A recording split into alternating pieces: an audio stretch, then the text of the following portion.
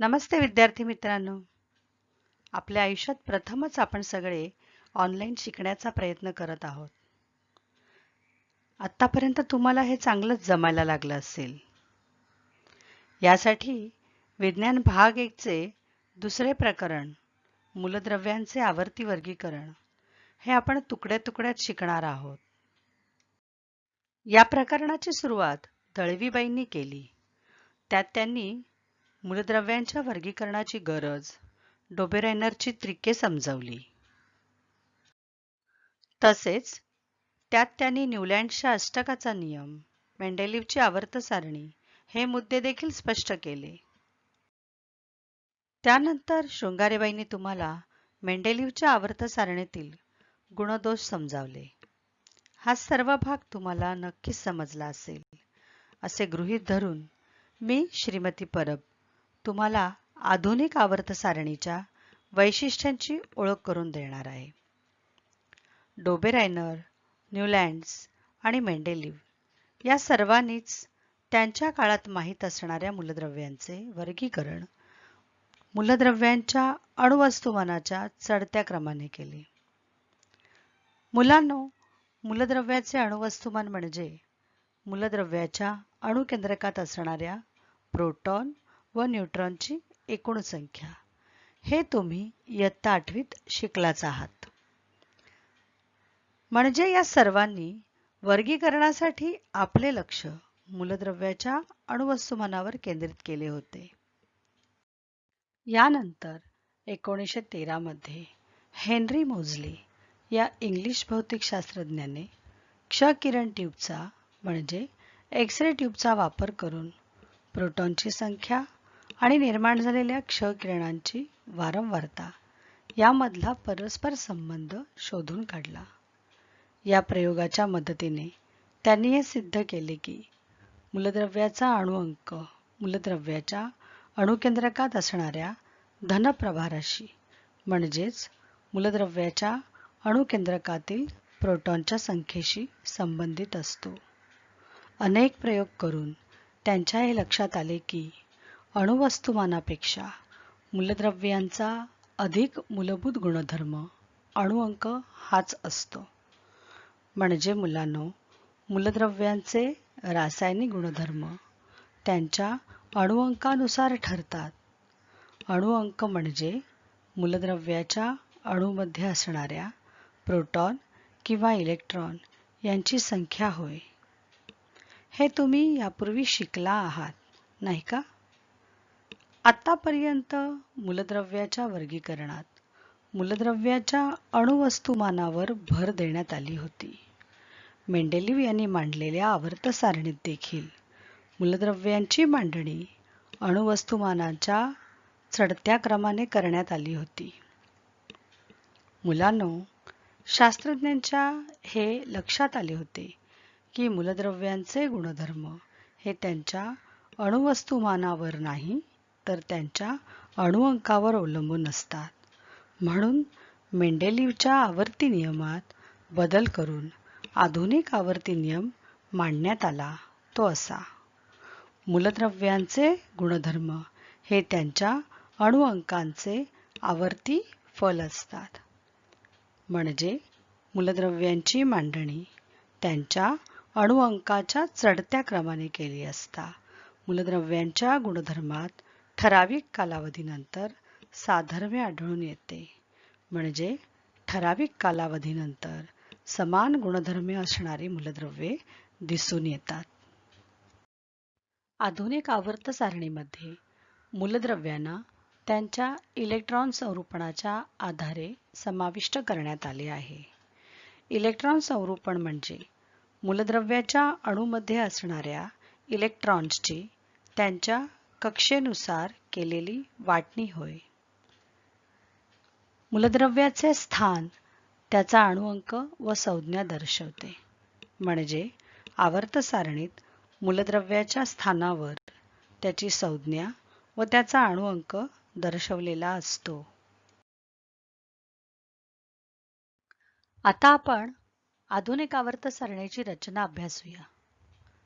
आधुनिक आवर्त सारणीमध्ये मूलद्रव्यांचे स्थान त्यांच्या इलेक्ट्रॉन संरूपणाच्या आधारे निश्चित करण्यात आले आहे. आधुनिक आवर्त सारणीमध्ये मूलद्रव्ये त्यांच्या अणुअंकाच्या चढत्या क्रमाने मांडलेली आहेत. सारणीमध्ये 7 आडव्या ओळी आहेत, त्यांना आवर्त म्हणतात, तर 18 उभे स्तंभ आहेत, त्यांना गण म्हणतात. स्क्रीनवर दिसणाऱ्या आकृतीत आडव्या ओळी म्हणजे आवर्त आणि उभे स्तंभ म्हणजे गण कसे ओळखायचे हे देखील दाखवले आहे. आधुनिक आवर्त सारणीतील आडव्या ओळी आणि उभे स्तंभ यांचा छेद एक चौकट असून त्या चौकटीमध्ये मूलद्रव्ये त्यांच्या संज्ञा व अणुअंकासहित दर्शवलेली आहेत. उदाहरणार्थ हायड्रोजनची संज्ञा H व त्याचा अणुअंक 1, सोडियमची संज्ञा Na आणि अणुअंक 11, तर क्लोरीनची संज्ञा Cl व अणुअंक 17. 7 आडव्या ओळींव्यतिरिक्त आवर्त सारणीच्या तळाशी आणखी 2 ओळी स्वतंत्रपणे दाखवल्या आहेत. त्यांना अनुक्रमे लॅन्थेनाइड श्रेणी आणि ॲक्टिनाइड श्रेणी असे म्हणतात. मुलांनो, समोर दिसणाऱ्या आवर्त सारणीत मी आत्ता सांगितलेले सगळे मुद्दे तुम्ही नीट पाहू शकता. चला तर या आवर्त सारणीतील गण आपल्याला काय सांगतात ते पाहूया. आधुनिक आवर्त सारणीमध्ये 18 गण आहेत. एका गणातील मूलद्रव्याच्या अणूंमधील संयोजी इलेक्ट्रॉनची संख्या म्हणजे त्यांच्या बाह्यतम कक्षेत असणाऱ्या इलेक्ट्रॉनची संख्या समान असते. अणूच्या बाह्यतम कक्षेत असणाऱ्या इलेक्ट्रॉन्सना संयोजी इलेक्ट्रॉन्स असे म्हणतात. त्यामुळे एकाच गणातील मूलद्रव्यांचे रासायनिक गुणधर्मांमध्ये साधर्म्य व प्रवणता दिसून येते. प्रवणता म्हणजे क्रमाक्रमाने होणारा बदल. थोडक्यात एकाच गणातील मूलद्रव्यांचे रासायनिक गुणधर्म समान असतात. खाली काही गण दिले आहेत. गण 1, गण 2, गण 17 व गण 18 यांमधील मूलद्रव्यांचे इलेक्ट्रॉन संरूपण त्यात दिसत आहे. गण क्रमांक व त्या गणातील संयुजा इलेक्ट्रॉन्सची संख्या समान आहे. म्हणजे असं गण 1 मधील सर्व मूलद्रव्यांच्या बाह्यतम कक्षेत 1 इलेक्ट्रॉन आहे, तर गण 2 मधील सर्व मूलद्रव्यांच्या बाह्यतम कक्षेत 2 इलेक्ट्रॉन्स आहेत. त्याचप्रमाणे गण 17 मधील सर्व मूलद्रव्यांच्या बाह्यतम कक्षेत 7 इलेक्ट्रॉन्स आहेत, तर गण 18 मधील सर्व मूलद्रव्यांच्या बाह्यतम कक्षेत 8 इलेक्ट्रॉन्स आहेत. यावरून आपल्या लक्षात येईल की एकाच गणात मोडणाऱ्या मूलद्रव्यांच्या बाह्यतम कक्षेत असणाऱ्या इलेक्ट्रॉनची म्हणजेच संयुजा इलेक्ट्रॉनची संख्या समान असल्याने त्यांच्या रासायनिक गुणधर्मात सारखेपणा आढळतो. या स्लाइडमध्ये जे 4 गण दाखवण्यात आले आहेत त्या 4 गणांना विशिष्ट नावाने ओळखले जाते. गण 1 मधील मूलद्रव्यांना अल्कधातूंचे कुल म्हणतात. कुल म्हणजे फॅमिली. तर गण 2 मधील मूलद्रव्यांना अल्कधर्मी मृदा धातूंचे कुल म्हणतात. गण 17 मधील मूलद्रव्यांना हॅलोजनचे कुल म्हणतात. तर गण 18 मधील मूलद्रव्यांना राजवायूंचे किंवा निष्क्रिय वायूंचे कुल असे म्हणतात. समजतंय ना तुम्हाला? विद्यार्थी मित्रांनो, गणांप्रमाणेच आधुनिक आवर्त सारणीतील आवर्त देखील आपल्याला बऱ्याच गोष्टी सांगतात बरं का. आधुनिक आवर्त सारणीमध्ये 7 आवर्त आहेत. आवर्ताचा क्रमांक त्या आवर्तात असणाऱ्या कवचांची म्हणजेच कक्षांची संख्या दर्शवतो. म्हणजे असं पहिल्या आवर्तात 1 कक्षा असते, दुसऱ्या आवर्तात 2 कक्षा असतात, तर तिसऱ्या आवर्तात 3 कक्षा असतात. प्रत्येक आवर्तात कवचांची संख्या एकसारखी असते. बाह्यतम कवचात क्रमाने प्रत्येकी एक इलेक्ट्रॉन समाविष्ट झाल्याने आवर्तात डावीकडून उजवीकडे जाताना अणुअंक क्रमशः 1 ने वाढलेला दिसतो. प्रत्येक आवर्ताची सुरुवात अल्कधातू मूलद्रव्याने होते, तर शेवट निष्क्रिय वायू मूलद्रव्याने होतो. पहिल्या आवर्तात हायड्रोजन व हेलियम ही दोनच मूलद्रव्ये आहेत, म्हणून त्याला लघुतम आवर्त म्हणतात. दुसऱ्या आवर्तात lithium, beryllium, boron, carbon, nitrogen, oxygen, fluorine व निऑन अशी 8 मूलद्रव्ये आहेत. पहिल्या आवर्तात एकच कक्षा दिसते, तर दुसऱ्या आवर्तात दुसरी कक्षा सुरू झालेली दिसते. यात डावीकडून उजवीकडे जाताना अनुक्रमे एक इलेक्ट्रॉन वाढलेला दिसतोय. या दुसऱ्या आवर्तातील पहिल्या मूलद्रव्याच्या म्हणजे लिथियमच्या बाह्यतम कक्षेत 1 इलेक्ट्रॉन आहे, तर शेवटच्या मूलद्रव्याच्या म्हणजे निऑनच्या बाह्यतम कक्षेत 8 इलेक्ट्रॉन दिसत आहेत. तिसऱ्या आवर्तात देखील हेच दिसते आहे. तिसऱ्या आवर्तात तिसऱ्या कवचाची सुरुवात एका इलेक्ट्रॉनने होऊन शेवट त्याच कवचात 8 इलेक्ट्रॉनने झालेला दिसतोय. या दुसऱ्या व तिसऱ्या आवर्तात प्रत्येकी 8 मूलद्रव्ये आहेत, म्हणून याला लघु आवर्त असे म्हणतात. चौथ्या व पाचव्या आवर्तात प्रत्येकी 18 मूलद्रव्ये आहेत, म्हणून त्यांना दीर्घ आवर्त म्हणतात. सहाव्या आवर्तात 32 मूलद्रव्ये असून त्याला प्रदीर्घ आवर्त म्हणतात. या सहाव्या आवर्तात 14 आंतरसंक्रामक मूलद्रव्यांची श्रेणी असून तिला लॅन्थेनाइड श्रेणी असे म्हणतात. या श्रेणीत सारणीतील अणुअंक 58 ते 71 ही मूलद्रव्ये मोडतात आणि यांना लॅन्थेनाइड्स असे म्हणतात. सातवे आवर्त हे अपूर्ण आवर्त असून त्यात 32 मूलद्रव्ये सामावण्याची क्षमता आहे. या सातव्या आवर्तात देखील 14 आंतरसंक्रामक मूलद्रव्यांची श्रेणी असून तिला ॲक्टिनाइड श्रेणी असे म्हणतात.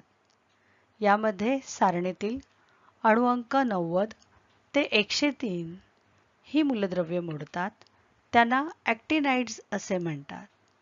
लॅन्थेनाइड श्रेणी व ॲक्टिनाइड श्रेणी या सारणीच्या तळाशी स्वतंत्रपणे मांडण्यात आलेल्या आहेत.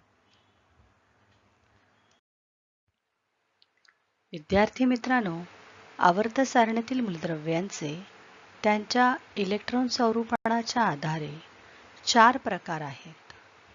त्यापैकी पहिला प्रकार सामान्य मूलद्रव्ये. ज्या मूलद्रव्यांच्या अणूचे बाह्यतम एक कवच अपूर्ण असते त्यांना सामान्य मूलद्रव्ये म्हणतात. गण 1, गण 2 आणि गण 13 ते 17 मधील सर्व मूलद्रव्ये सामान्य मूलद्रव्ये आहेत. ही मूलद्रव्ये क्रियाशील आहेत. दुसरा प्रकार निष्क्रिय मूलद्रव्ये. ज्या मूलद्रव्यांच्या अणूंच्या सर्व कक्षा परिपूर्ण असतात म्हणजे त्यांचे इलेक्ट्रॉन स्वरूपण स्थिर असते त्यांना निष्क्रिय मूलद्रव्ये म्हणतात. कक्षा परिपूर्ण असणे किंवा इलेक्ट्रॉन स्वरूपण स्थिर असणे म्हणजे मूलद्रव्याच्या अणूच्या बाह्यतम कक्षेत 2 इलेक्ट्रॉन असल्याने त्याची द्विक स्थिती पूर्ण असते किंवा बाह्यतम कक्षेत 8 इलेक्ट्रॉन असल्याने त्याची अष्टक स्थिती पूर्ण असते. मूलद्रव्याच्या अणूला द्विक किंवा अष्टक स्थिती प्राप्त झाल्यावर त्यांची बाह्यतम कक्षा परिपूर्ण होते. त्यामुळे ही मूलद्रव्ये दुसऱ्या मूलद्रव्यांच्या अणूंबरोबर इलेक्ट्रॉन्सची देवाणघेवाण अथवा भागीदारी करत नाहीत. त्यामुळे ती कोणत्याही रासायनिक अभिक्रियेत देखील भाग घेत नाहीत. म्हणजेच ते निष्क्रिय असतात. ही सर्व मूलद्रव्ये वायुरूप असल्याने त्यांना निष्क्रिय वायू मूलद्रव्ये म्हणतात. तसेच या मूलद्रव्यांचे इलेक्ट्रॉन संरूपण परिपूर्ण असल्याने त्यांना राजवायू मूलद्रव्ये असेही म्हटले जाते. गण 18 मधील सर्व मूलद्रव्ये निष्क्रिय मूलद्रव्ये आहेत. तिसरा प्रकार संक्रामक मूलद्रव्ये. ज्या मूलद्रव्यांच्या अणूच्या बाह्यतम 2 कक्षा अपूर्ण असतात त्यांना संक्रामक मूलद्रव्ये म्हणतात. गण 3 ते 12 मधील सर्व मूलद्रव्ये संक्रामक मूलद्रव्ये आहेत. ही मूलद्रव्ये डी खंडात मोडतात. चौथा प्रकार आंतरसंक्रामक मूलद्रव्ये. ज्या मूलद्रव्यांच्या अणूंच्या बाह्यतम 3 कक्षा अपूर्ण असतात त्यांना आंतरसंक्रामक मूलद्रव्ये म्हणतात. आवर्त सारणीच्या तळाशी स्वतंत्रपणे मांडलेल्या लॅन्थेनाइड श्रेणी आणि ॲक्टिनाइड श्रेणींमधील मूलद्रव्ये आंतरसंक्रामक मूलद्रव्ये आहेत. ही मूलद्रव्ये एफ खंडात मोडतात. मूलद्रव्यांच्या प्रकारानुसार होणारे आवर्त सारणीचे विभाजन तुम्हाला स्क्रीनवर दिसतच आहे.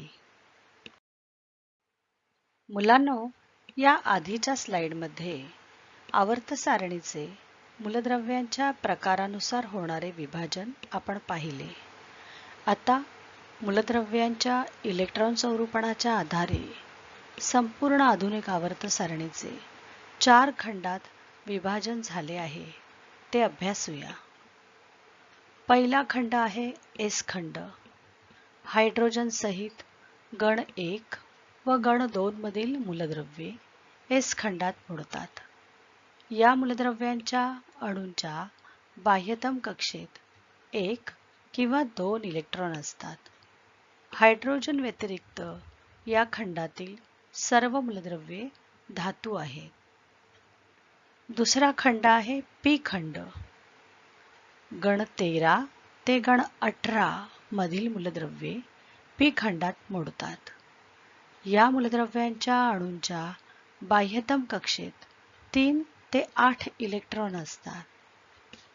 या खंडात धातू, अधातू व धातू सदृश्य अशा 3ही प्रकारची मूलद्रव्ये मोडतात.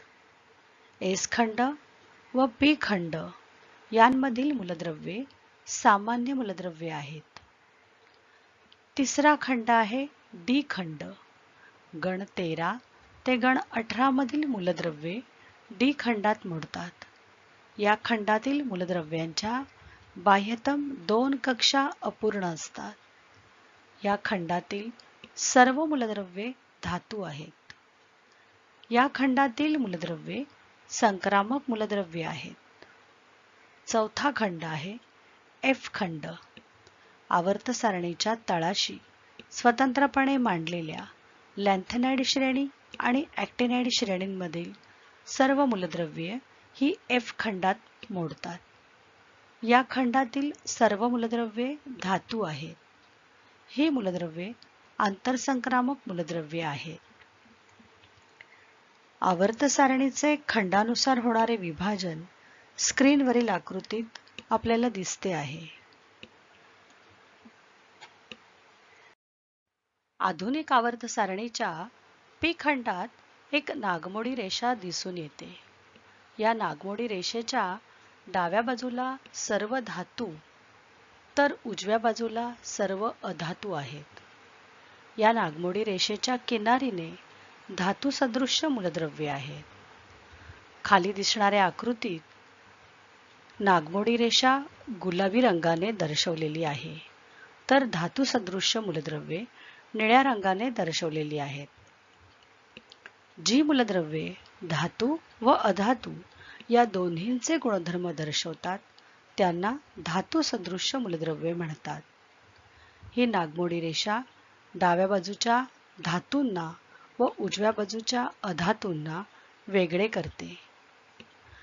खाली दिसणाऱ्या आकृतीत boron, silicon, germanium, arsenic, antimony, टेल्युरियम व पोलोनियम ही धातू सदृश्य मूलद्रव्ये तुम्ही पाहू शकता. आता आपण मेंडेलिव्हच्या आवर्त सारणीत दिसून येणाऱ्या त्रुटींचे निराकरण आधुनिक आवर्त सारणीत कसे झाले हे पाहूया. एकाच मूलद्रव्यांच्या सर्व समस्थानिकांमध्ये अणुवस्तुमान भिन्न परंतु अणुअंक समान असतात.